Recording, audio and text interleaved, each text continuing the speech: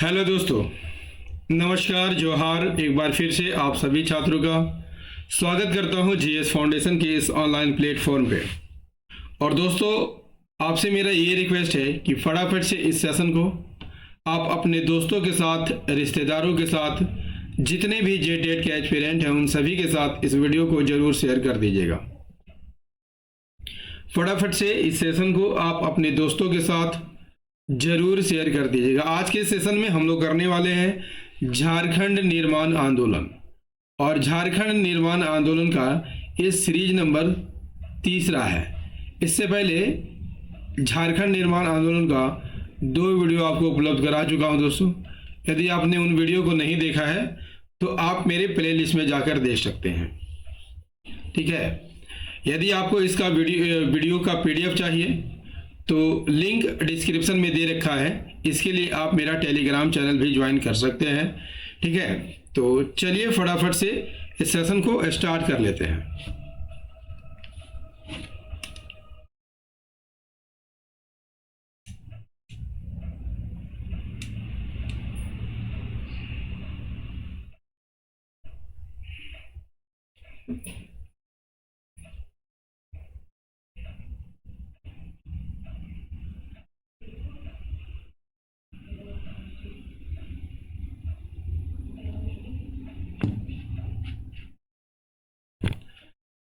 पहला सवाल क्या कहता है?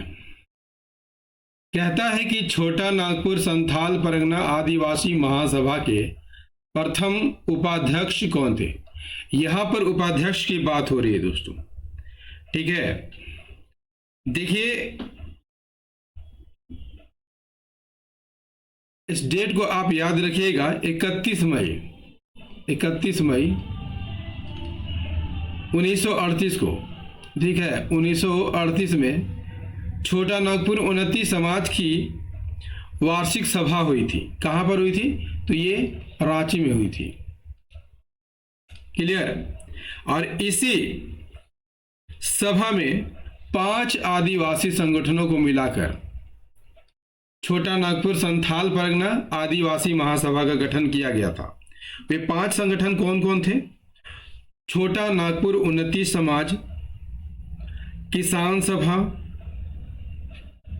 छोटा नागपुर कैथोलिक सभा, मुंडा सभा और हो मालतो सभा। इस 5 संगठन को मिलाकर जो है छोटा नागपुर संथाल परगना आदिवासी महासभा का गठन किया गया था। यदि आपसे पूछ लिया जाए कि इसके प्रथम अध्यक्ष कौन थे, तो इसके प्रथम अध्यक्ष थियोडोर सुरीन थे। कौन थे? थियोडोर सुरीन थे, ठीक है।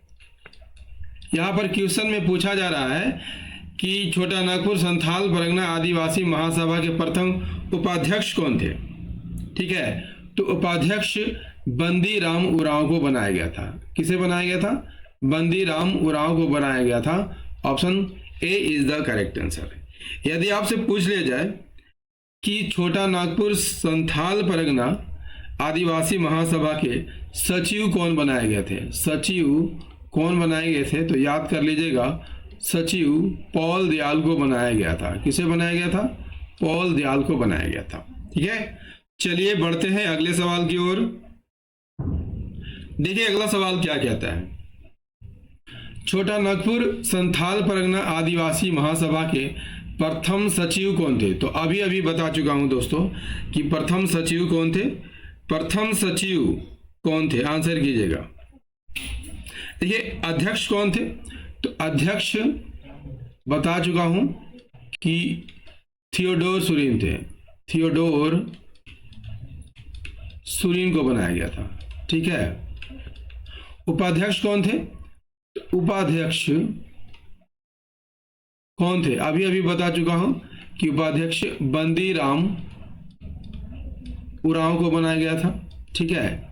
यहां पूछा जा रहा है कि छोटा नागपुर संथाल परगना आदिवासी महासभा के प्रथम सचिव कौन थे? तो सचिव पॉल दयाल को बनाया गया था। ऑप्शन बी सही आंसर हो जाएगा, पॉल दयाल। क्लियर? चलिए अगला सवाल। आदिवासी महासभा के प्रथम अध्यक्ष कौन बनाए गए थे? आंसर कीजिएगा। देखिए जनवरी 1939 में क्या होता है जनवरी 1939 में क्या होता है, छोटा नागपुर संथाल परगना आदिवासी महासभा का नाम बदल दिया जाता है और क्या कर दिया जाता है, आदिवासी महासभा कर दिया जाता है। आदिवासी महासभा कर दिया जाता है। ठीक है, और आपसे पूछा जा रहा है कि इसी आदिवासी महासभा के प्रथम अध्यक्ष कौन बनाया गया था।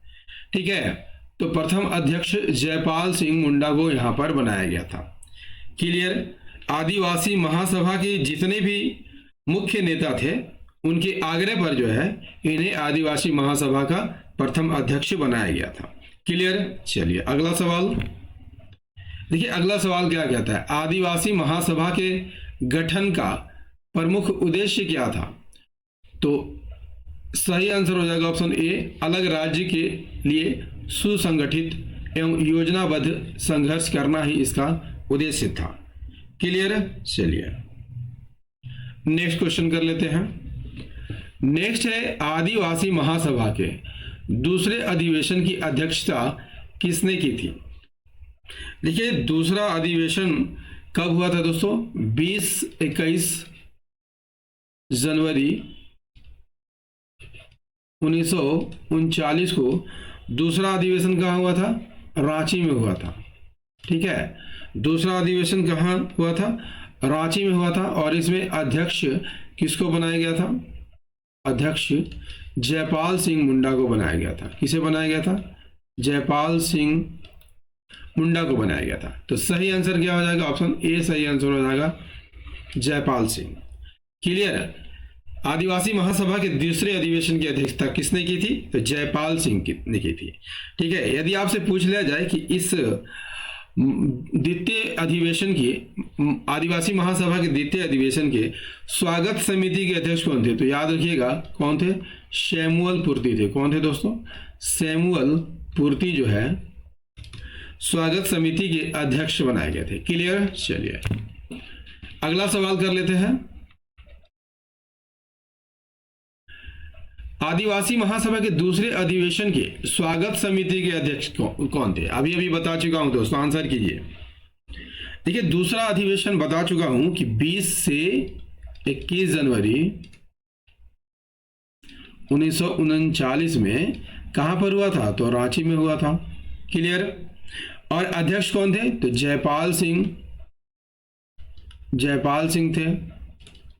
स्वागत समिति के अध्यक्ष भी बता चुका हूं कौन थे, सैमुअल पूर्ति थे। कौन थे, सैमुअल पूर्ति थे। ठीक है, सही आंसर क्या हो जाएगा, option A is the correct answer. ठीक है, चलिए अगला सवाल।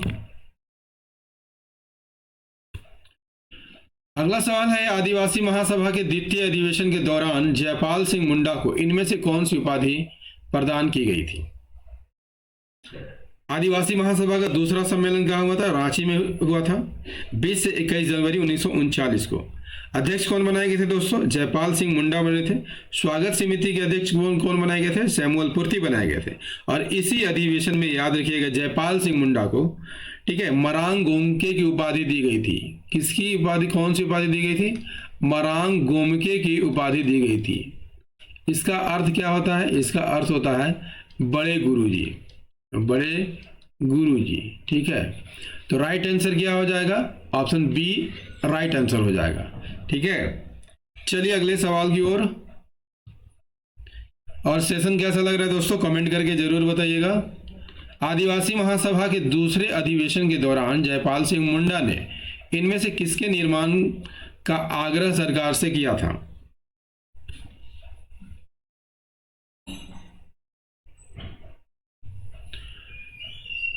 आदिवासी महासभा के दूसरे अधिवेशन के दौरान जयपाल सिंह मुंडा ने इनमें से किसके निर्माण का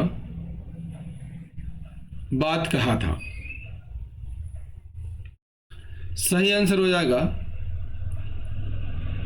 एक पृथक प्रांत के निर्माण का जो है यहां पर मांग की गई थी, आग्रह किया गया था। ठीक है, आदिवासी महासभा का दूसरा अधिवेशन बता चुका हूं, जयपाल सिंह मुंडा ने इसकी अध्यक्षता की थी।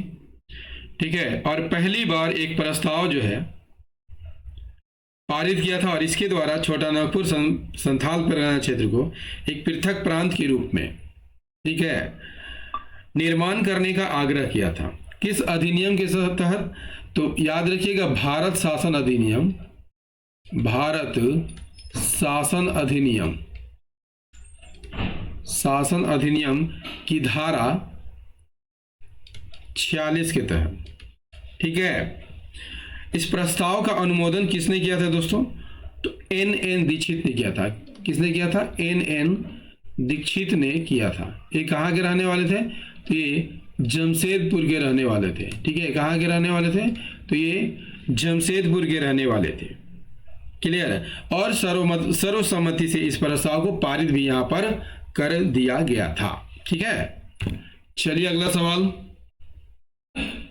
कहता है कि भारत शासन अधिनियम की किस धारा के तहत जयपाल सिंह मुंडा ने छोटा नागपुर संथाल परगना क्षेत्र के रूप में पृथक गवर्नर प्रांत के गठन की मांग की थी?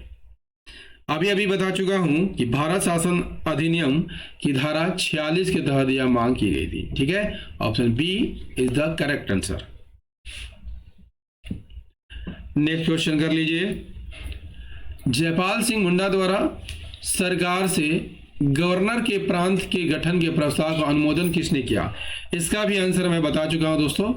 इसका अनुमोदन एन दीक्षित ने किया था। ये कहां के रहने वाले थे? तो ये जमशेदपुर के रहने वाले थे। कहाँ के रहने वाले थे? जमशेदपुर के रहने वाले थे, ठीक है। चलिए अगला सवाल, इनमें से किसकी अध्यक्षता में एक पृथक संघ का गठन किया गया था जिसका प्रमुख कार्य नवीन प्रांत के निर्माण हेतु सुझाव देना था?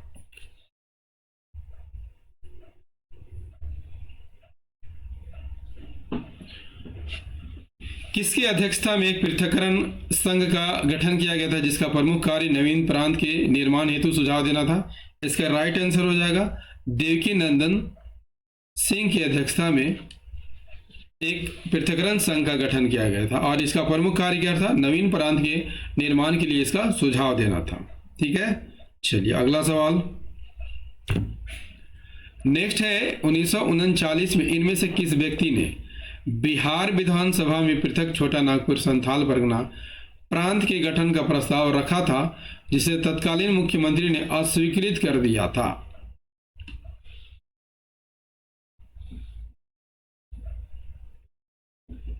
आंसर कीजिएगा। 1939 में इनमें से किस व्यक्ति ने बिहार विधानसभा में पृथक छोटा नागपुर संथाल परगना प्रांत के गठन का प्रस्ताव रखा था जिसे तत्कालीन मुख्यमंत्री ने अस्वीकृत कर दिया था? तो पृथक छोटा नागपुर संथाल परगना के गठन का प्रस्ताव किसने रखा था? सही आंसर हो जाएगा सतीश चंद्र सिन्हा द्वारा रखा गया था, ठीक है। उस समय बिहार के मुख्यमंत्री कौन थे दोस्तों? तो याद रखिएगा श्री कृष्ण सिंह थे जिसने इस प्रस्ताव को अस्वीकृत कर दिया था। क्लियर है? चलिए नेक्स्ट क्वेश्चन क्या है, 1939 में हुए रांची जिला बोर्ड के चुनाव में आदिवासी महासभा को कितने सीटें मिली थी? देखिए 1939 में रांची, ठीक है, कहाँ कहाँ? रांची और सिंहभूम में,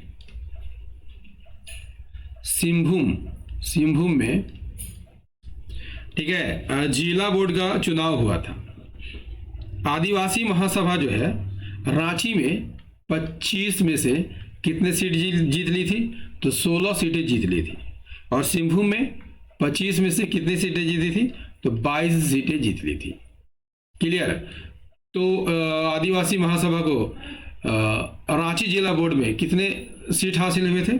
तो राइट आंसर हो जाएगा 16 सीट हासिल हुए थे, ठीक है। रांची में 16 सीट और सिंहभूम में 22 सीट। क्लियर? चलिए नेक्स्ट है, 1939 में हुए जिला बोर्ड के चुनाव में आदिवासी महासभा को कितनी सीटों पर जीत मिली थी?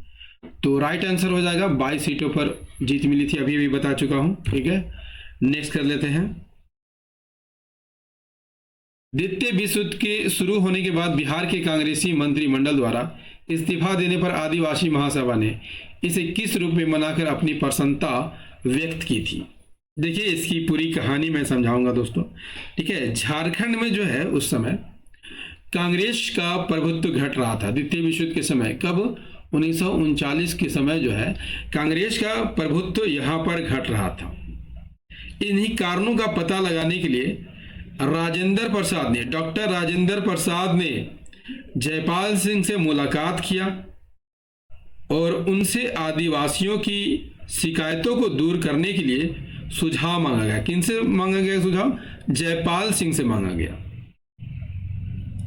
ठीक है, तो 5 जुलाई 1939 को, याद रखिएगा 5 जुलाई 1939 को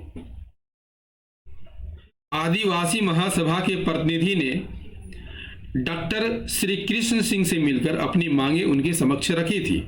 किसे? उस समय बिहार के मुख्यमंत्री कौन थे? श्री कृष्ण सिंह थे। ठीक है, लेकिन श्री कृष्ण ने इन पर कोई भी कार्रवाई नहीं किया। तो 31 अक्टूबर, याद रखिएगा इस डेट को, 31 अक्टूबर 1939 को, ठीक है, जब द्वितीय युद्ध प्रारंभ हो गया था, ठीक है, तो ये कौन सा दिवस मनाया गया? तो मुक्ति दिवस मनाया गया था।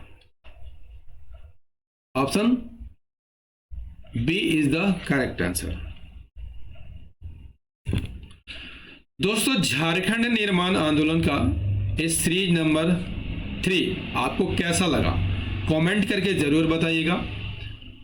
यदि सेशन पसंद आया हो तो इसे लाइक अवश्य कीजिएगा। अपने दोस्तों के साथ, रिश्तेदारों के साथ, जितने भी GATE की तैयारी करने वाले आपके मित्र हैं उन सभी के साथ इस वीडियो को जरूर शेयर कीजिएगा दोस्तों, और हमें सपोर्ट कीजिए ताकि हम आपके लिए ऐसे ही नए नए वीडियो ला सके। तो मिलते हैं अगले सेशन में झारखंड निर्माण आंदोलन के सीरीज नंबर 4 में। तब तक के लिए जय हिंद, धन्यवाद।